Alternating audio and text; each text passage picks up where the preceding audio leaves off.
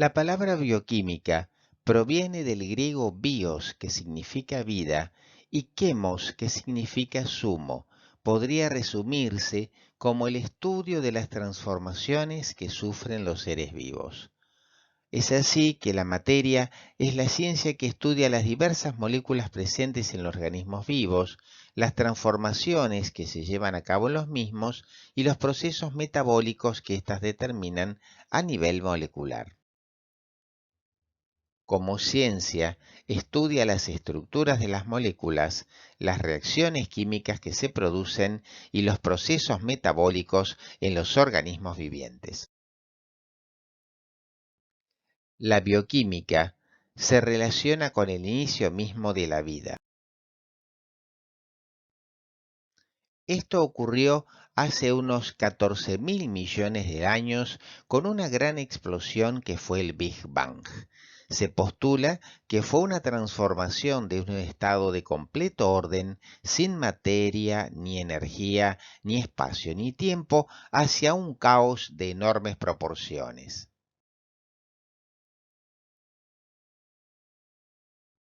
Inicialmente se crearon partículas subatómicas de muy alta energía y temperatura, pero evidentemente eran condiciones incompatibles con la materia.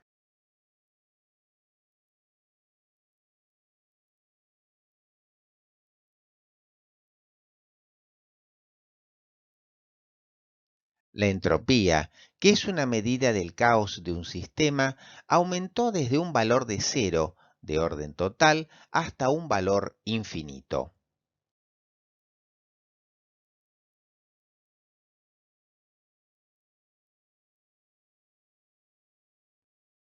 Inicialmente, la temperatura fue enorme y la energía también. Se formaron partículas subatómicas, que era lo único compatible con ese ambiente. A medida que el volumen y la entropía fueron aumentando, la temperatura y la densidad de la energía también fueron disminuyendo. Llegó un momento en que la temperatura y la energía fueron compatibles con la presencia de materia más compleja. Es así que se crean los primeros núcleos en el proceso de nucleosíntesis.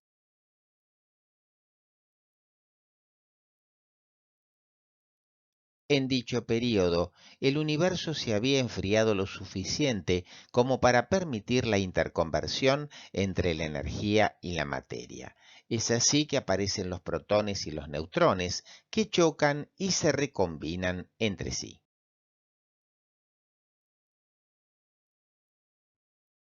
Las estrellas comenzaron a formarse 1.000 millones de años después del Big Bang, y se estima que la Tierra se formó hace aproximadamente 4.500 millones de años.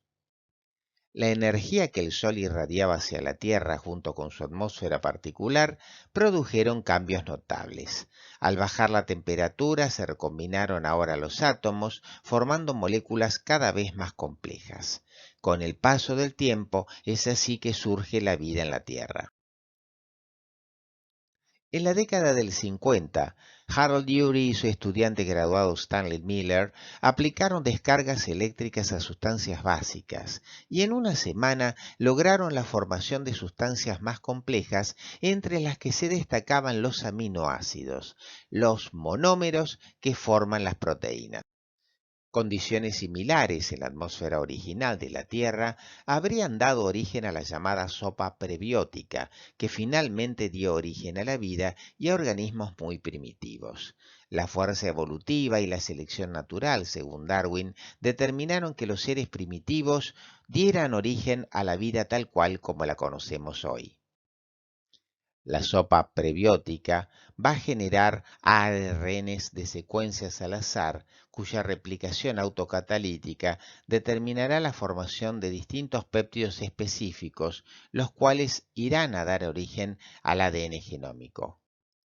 En algún momento se formaron las cuatro bases que constituirían el código genético y se unieron azúcares y fosfatos formando nucleótidos que irían a formar los futuros ácidos nucleicos. Es posible que inicialmente estas estructuras hayan sido distintas, pero en la Tierra lamentablemente ya no es posible encontrar restos de aquella época. Sí se puede encontrar en otro planeta o luna primitiva, como es el caso de Titán, la mayor luna de Saturno, que, según los científicos, podría tener similares condiciones iniciales al momento del Big Bang. Las bases adenina, timina, citosina y guanina se unieron para formar largos polímeros. Armaron pares únicos y complementarios, adenina, timina, citosina, guanina, mediante puentes de hidrógeno, y de esa manera lentamente fuimos a la formación del ADN.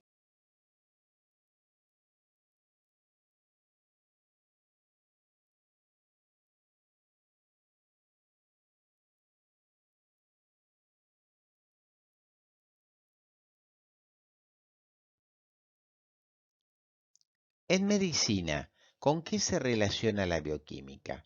La bioquímica se relaciona con la biología celular, con la genética molecular y con la biología molecular.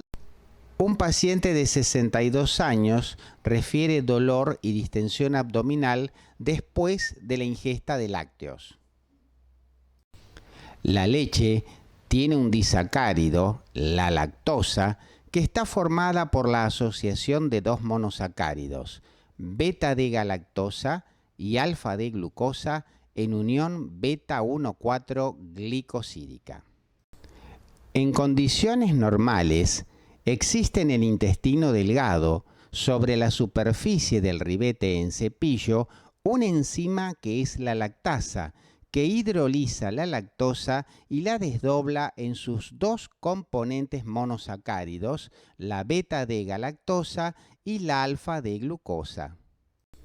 En algunos pacientes puede haber una deficiencia genética de beta-lactasa, lo que trae aparejado la acumulación de lactosa en el intestino delgado. Esa lactosa es inmediatamente fermentada por las bacterias intestinales, lo cual genera gas. El gas lleva a la distensión abdominal y la distensión abdominal justifica el dolor del paciente.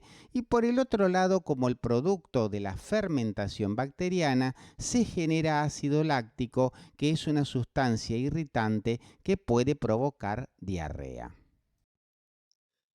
Cada una de las macromoléculas que veremos pueden relacionarse con distintas enfermedades. Los ácidos nucleicos con las enfermedades genéticas o el cáncer, por ejemplo, las proteínas con enfermedades como las talasemias, los lípidos con enfermedades como la aterosclerosis o las dislipidemias y los glúcidos con la diabetes mellitus.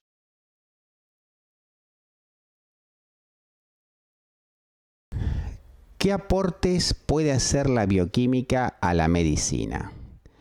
En primer lugar, puede evidenciar las causas y los mecanismos básicos de las enfermedades.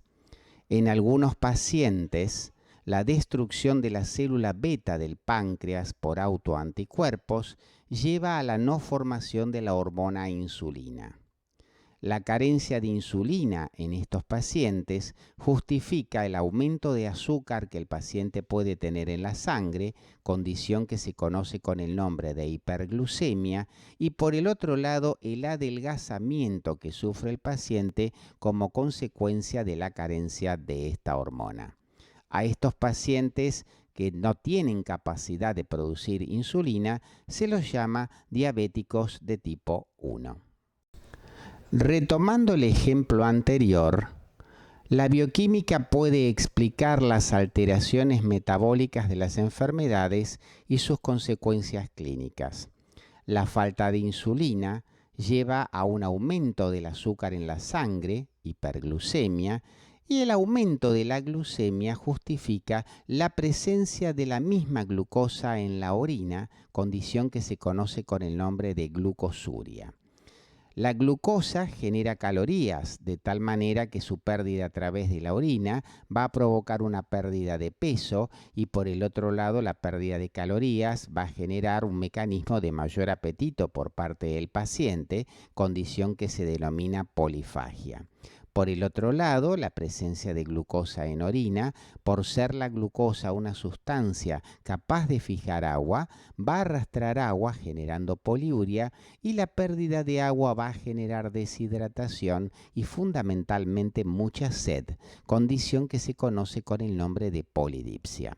Por el otro lado, la glucosa es una sustancia activa que va a generar hiperosmolaridad y por otro lado, la acumulación de glucosa en la sangre con el paso del tiempo va a llevar a la glicación no enzimática de proteínas de distintos tejidos, lo cual va a justificar algunas de las complicaciones crónicas más temibles de la enfermedad diabética, como ser, por ejemplo, la pérdida de la vista, la pérdida de glucosa a través de la orina en forma crónica que puede llevar a la insuficiencia renal crónica, alteraciones sensitivas y manifestaciones cardiológicas que tienen que ver con el descontrol del metabolismo glucídico a nivel de la sangre.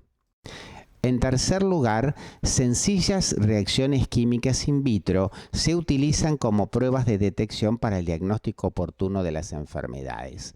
En el ejemplo que hemos considerado del paciente con diabetes mellitus, cuando la glucosa en sangre supera cierto nivel, aparece en la orina. La misma puede ser detectada cualitativamente mediante el empleo de tirillas reactivas. La bioquímica colabora en el control clínico de las enfermedades. Mediante la punción capilar puede obtenerse una gota de sangre que al ser colocada sobre una tirilla reactiva puede ser leída por un aparato denominado el glucosímetro, de tal manera que se puede evidenciar la cantidad de glucosa que un paciente tiene en la sangre. Por otro lado, la bioquímica puede sugerir tratamientos razonados de las distintas enfermedades.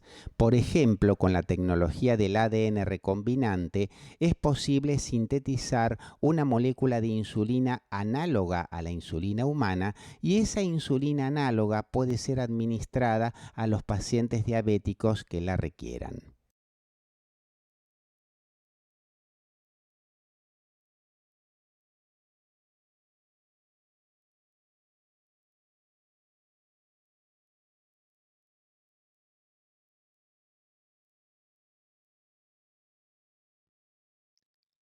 La materia, que es la porción de estudio, está formado por partículas más pequeñas, que son las moléculas, y estas a su vez están formadas por partículas más pequeñas aún, que son los átomos, que son las unidades ya directamente indivisibles.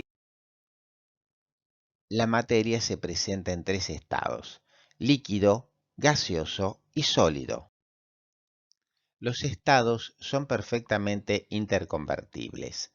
El pasaje del estado líquido al sólido recibe el nombre de solidificación. El proceso inverso se conoce con el nombre de fusión o derretimiento. El pasaje del estado sólido al gas sin pasar por el estado líquido se conoce como sublimación, y el proceso inverso del gaseoso al sólido recibe el nombre de cristalización o sublimación inversa. Obsérvese que el pasaje del estado líquido al estado gaseoso se conoce como vaporización o ebullición, y el proceso inverso del estado gaseoso al líquido se conoce con el nombre de condensación o licuación. La materia puede sufrir periódicos cambios de estado. Por ejemplo, la lluvia implica el pasaje de estado gaseoso al estado líquido, lo que se conoce con el nombre de condensación. La inversa, cuando hierve una pava de agua, por ejemplo, es lo que se conoce como vaporización, pasando del estado líquido al estado gaseoso. Un átomo, como si fuera un sistema planetario, está formado por un núcleo de posición central en el cual vamos a encontrar partículas cargadas en forma positiva, que son los protones, y partículas neutras que reciben el nombre de neutrones. Alrededor de este núcleo y en distintos niveles energéticos u órbitas se encuentran girando los electrones, que son partículas cargadas negativamente. El número de protones que tiene un átomo en su núcleo es lo que se conoce como número atómico y se lo representa con la letra Z. Por ende, también podríamos decir que es el número de electrones que hay en sus órbitas.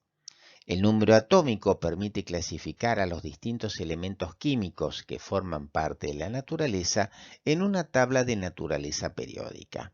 En este ejemplo pueden apreciar cómo el sodio, que viene del latín natrium, tiene un número atómico de 11, es decir, que tiene 11 protones en su núcleo. En esta diapositiva, ¿qué figura geométrica es común en cada uno de estos juegos? Muy bien, el círculo verde. Si nosotros aplicáramos el mismo concepto para comparar distintas moléculas, como las que se ven en el cuadro de abajo, ¿cuál es el elemento común a todas estas fórmulas?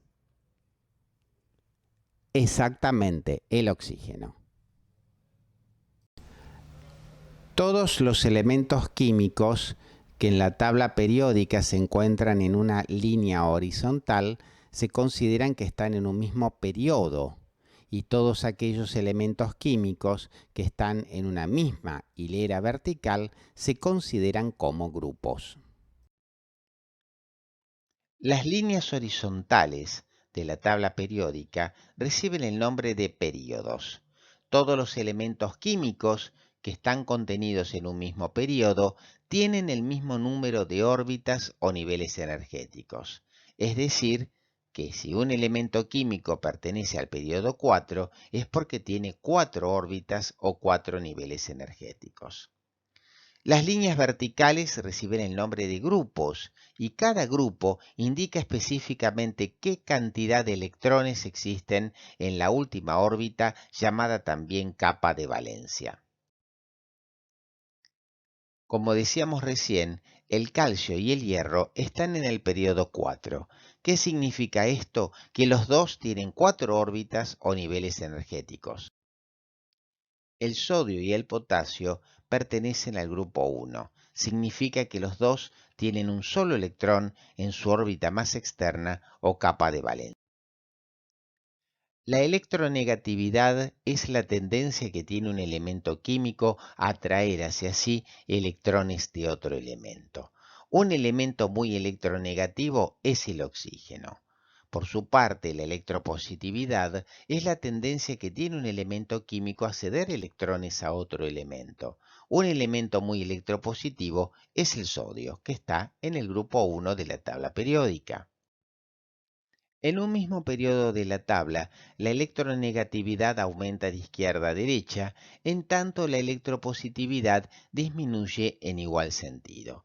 Fíjense ustedes que el grupo 1, en el cual está el sodio y el potasio, estaría situado a la izquierda y en la antípoda, grupo 6 o grupo 7, está presente, por ejemplo, el cloro, que es un elemento altamente electronegativo. La diferencia de electronegatividades entre dos elementos químicos servirá para predecir qué tipo de unión química se establecerá entre ellos. En la unión covalente pura que se establece entre dos carbonos, oxígenos o hidrógenos, la diferencia de electronegatividades es cero. Por tal motivo, la unión es totalmente pura. En cambio, en la covalente polar existe una pequeña diferencia de electronegatividades, por ejemplo, entre el carbono y el hidrógeno o entre el carbono y el oxígeno. Cuando los elementos químicos están en las antípodas, como el cloro y el sodio o el cloro y el potasio, la unión química se llama electrovalente o también llamada unión iónica.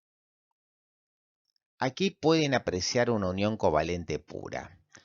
Dos átomos de carbono tienen 4 electrones en su última órbita y por lo tanto los comparten con el fin de complementar los 8 electrones en su última órbita, que es la estructura más estable.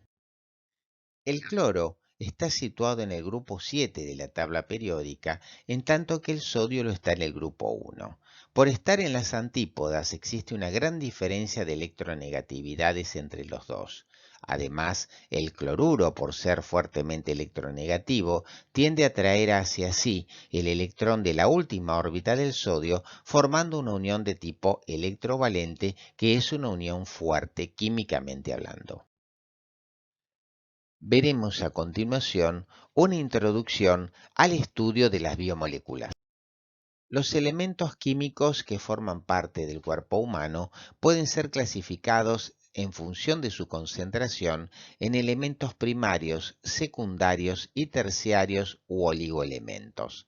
Dentro de los elementos primarios tenemos los principales: el oxígeno, que representa el 65% del peso corporal, el carbono 18,5% y el hidrógeno 10% entre los más importantes. Obsérvese que los elementos secundarios ya tienen valores decimales o centesimales, como el caso del potasio, que es el más abundante, 0,30%, azufre 0,25% entre los más abundantes. De los elementos terciarios u oligoelementos que están en vestigios o en cantidades muy pequeñas, el flúor es el más abundante y es el que está presente en los dientes. Los compuestos orgánicos son aquellas moléculas que tienen en su estructura fundamentalmente átomos de carbono unidos a hidrógeno. Los más importantes que veremos a lo largo del año son los glúcidos, los lípidos, las proteínas y los ácidos nucleicos o los monómeros que los conforman. Por otra parte, son considerados orgánicos los hidrocarburos. Suelen contener además oxígeno, nitrógeno, fósforo, azufre y otros elementos más escasos, y los compuestos orgánicos se pueden clasificar por los grupos de átomos que los conforman y le otorgan funcionalidad. El conjunto de átomos que le confiere propiedades semejantes a distintas sustancias se conoce como grupo funcional. Por ejemplo, el grupo metol, que está presente en los alcoholes primarios y que determina la función química de la molécula. Una función química es un conjunto de propiedades que permite agrupar ciertas sustancias. Las sustancias agrupadas dentro de una función química presentan análogas propiedades químicas y similares capacidades de reacción.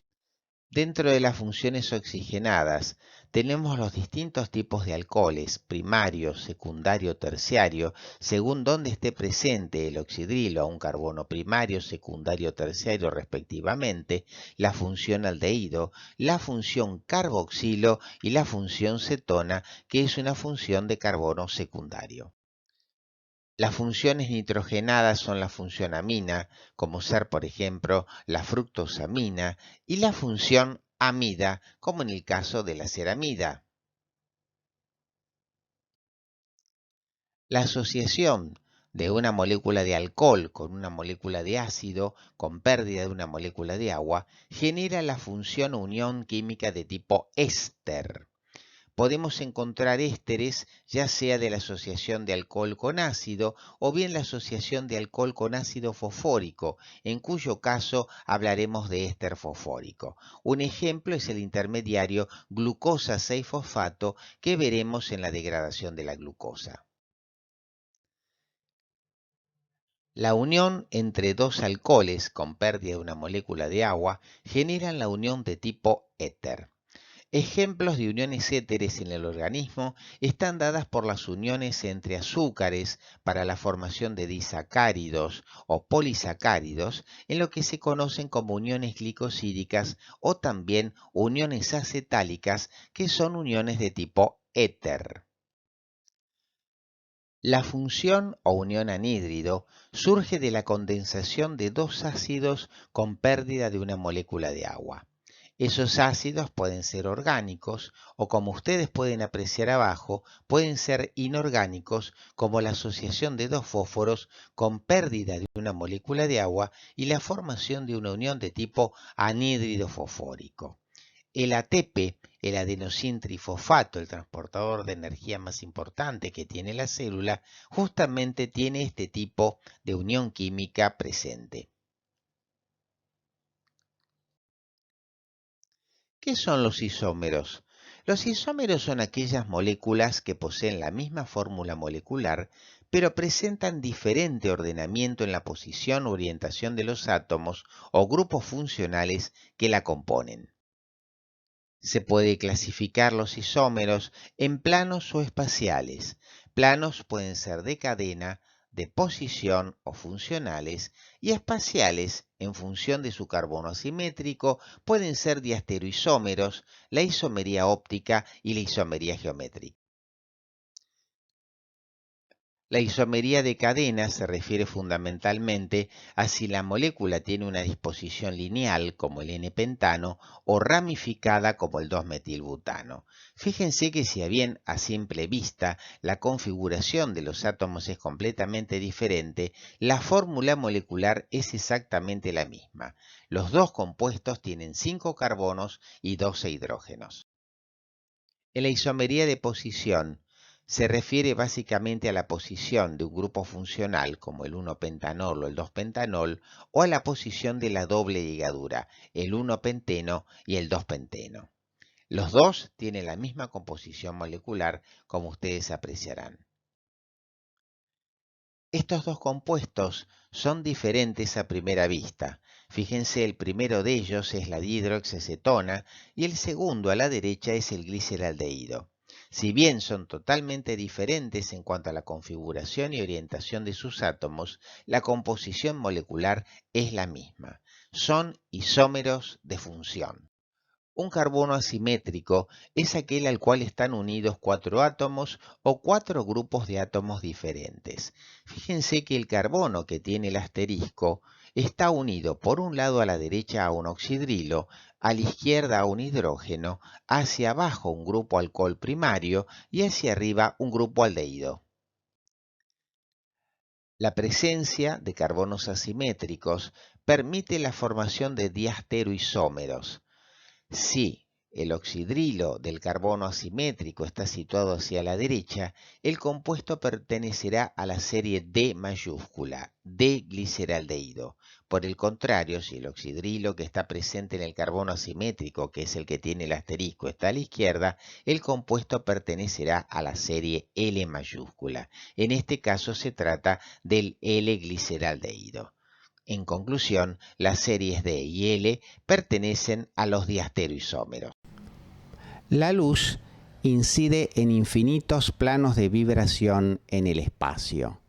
Si hacemos incidir los rayos de luz a través de un filtro que solamente permite el pasaje de un solo rayo de luz, ello va a permitir la generación de luz polarizada, la cual, al atravesar un tubo de ensayo donde se encuentran compuestos químicos con carbonos asimétricos, puede sufrir la desviación del plano de vibración de la luz polarizada hacia la derecha o hacia la izquierda. Si lo hace hacia la derecha, se dice que los isómeros presentes en esa solución del tubo de ensayo son dextrógiros, y si se lo hace hacia la izquierda, se dice que son levógiros. En la isomería geométrica tenemos las configuraciones cis y trans. La configuración es cis cuando los grupos funcionales que se disponen o átomos que se disponen alrededor de la doble ligadura se orientan en un mismo plano. La configuración es trans cuando esos grupos funcionales o átomos se orientan en planos opuestos. ¿Cuál es la ventaja de la configuración cis? Los compuestos en configuración cis generan una angulación de 120 grados que dificulta la formación de interacciones hidrofóbicas con otros compuestos parecidos. Ello tiene una aplicación en la membrana biológica. Cuando los compuestos son de la serie trans, la molécula no tiene angulaciones, los compuestos se alinean uno a continuación del otro, generando fuertes interacciones hidrofóbicas entre ellos que justamente dificultan la movilización de moléculas a través de la membrana, dando entonces rigidez. A continuación analizaremos la bioquímica del agua, su estructura química, la relación estructura-función solvente y veremos sus aplicaciones biomédicas. Un 60% del peso corporal de un ser humano está representado por agua. Fíjense ustedes que si yo peso 70 kilos, el 60% serían aproximadamente 42 litros de agua corporal total.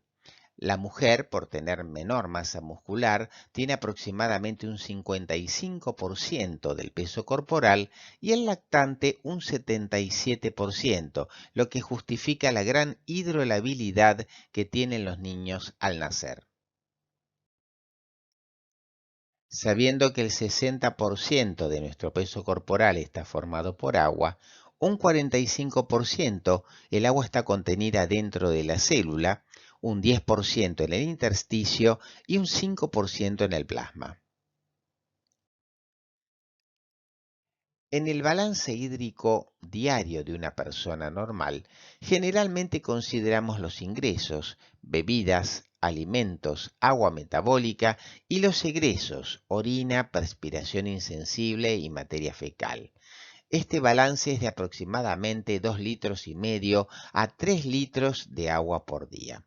Fíjense ustedes que estas condiciones se pueden modificar en días de calor, se pueden modificar por la mayor o menor ingesta de alimentos, se puede modificar también por la asociación de medicamentos como ser los diuréticos, el hecho de tener fiebre, el hecho de tener una diarrea, pero lo que no se puede modificar es la cantidad de agua que genera la célula por día y que es de aproximadamente 300 mililitros. Es lo que se conoce como agua metabólica. La naturaleza dipolar de la molécula de agua, junto con la distribución asimétrica de las cargas eléctricas, justifica la angulación de 104,5 grados que presenta la molécula de la misma.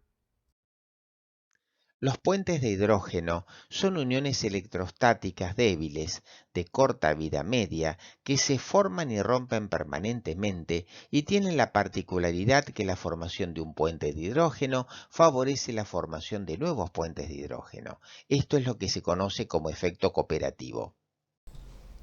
¿Cómo se justifica la solubilidad del cloruro de sodio en agua?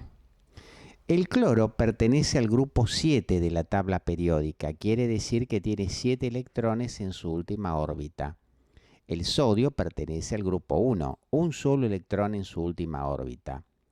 Entre ambos se establece una fuerte atracción electrostática. En caso de presencia de moléculas de agua, el oxígeno orienta su densidad de carga negativa para atraer al sodio con su carga positiva, y cada átomo de hidrógeno que tiene densidad de carga positiva tiende a atraer hacia sí al cloruro que tiene carga negativa.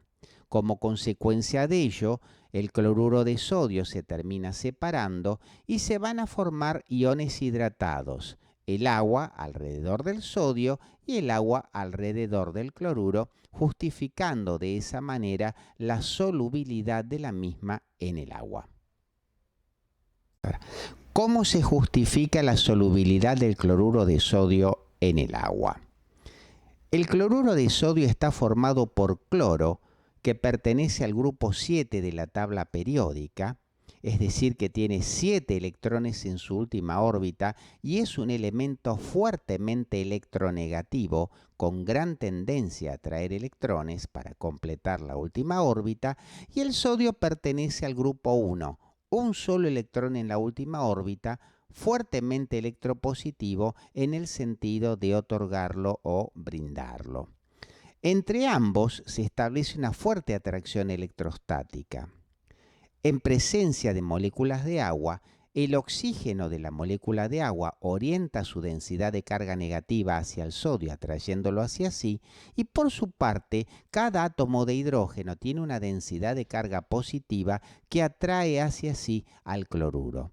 De tal manera que la formación de iones hidratados alrededor del cloruro y a través del sodio va a terminar separando y rompiendo la fuerte atracción electrostática que originalmente los unía. La molécula de glucosa es una molécula polar. ¿Por qué? Bueno, porque básicamente es una sustancia polihidroxilada y a través de los oxidrilos es posible la formación de puentes de hidrógeno con el agua. Recuerden que la polaridad de una molécula está dada fundamentalmente por la capacidad de formar puentes de hidrógeno con el agua. La glucosa es una molécula altamente polar por estar polihidroxilada. Por tal motivo, entre los oxidrilos y la molécula de agua se establecen puentes de hidrógeno justificando su alta polaridad. En medicina se utiliza la solución fisiológica para hidratar pacientes por vía intravenosa. ¿Qué tiene la solución fisiológica? Bueno, la misma aporta 9 gramos de cloruro de sodio por litro de solución, lo que implica en la práctica un aporte de 154 miliequivalentes de sodio y 154 miliequivalentes de cloruros.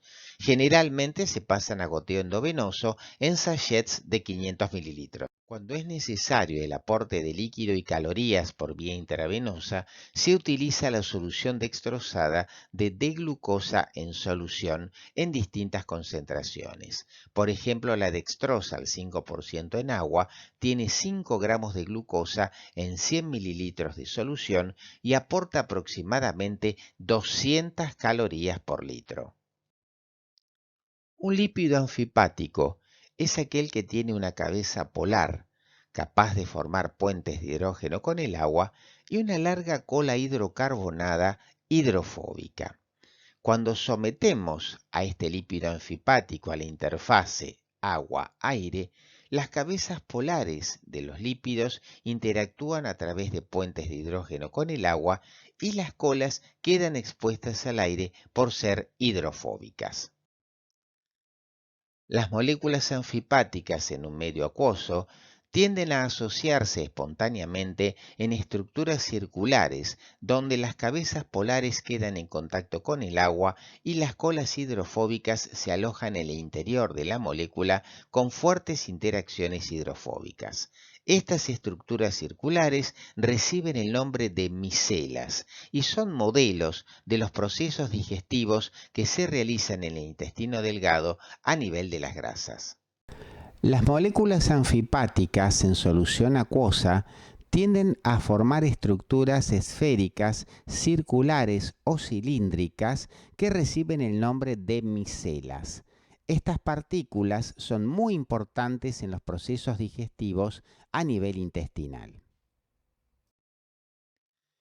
Los puentes de hidrógeno, que son uniones electrostáticas débiles, generalmente con efecto cooperativo, de muy corta vida media, no solamente se establecen entre moléculas de agua, sino también entre grupos polares, como grupos alcohólicos con el agua, nitrógeno y oxígeno, como ocurre en las cadenas polipeptídicas, o bien en las bases complementarias, citosina, guanina y timina, adeína en el ADN. Finalmente, para continuar estudiando sobre este tema, no te olvides de ver el video de la cátedra, leer los capítulos correspondientes de la bibliografía y realizar los ejercicios de autoevaluación.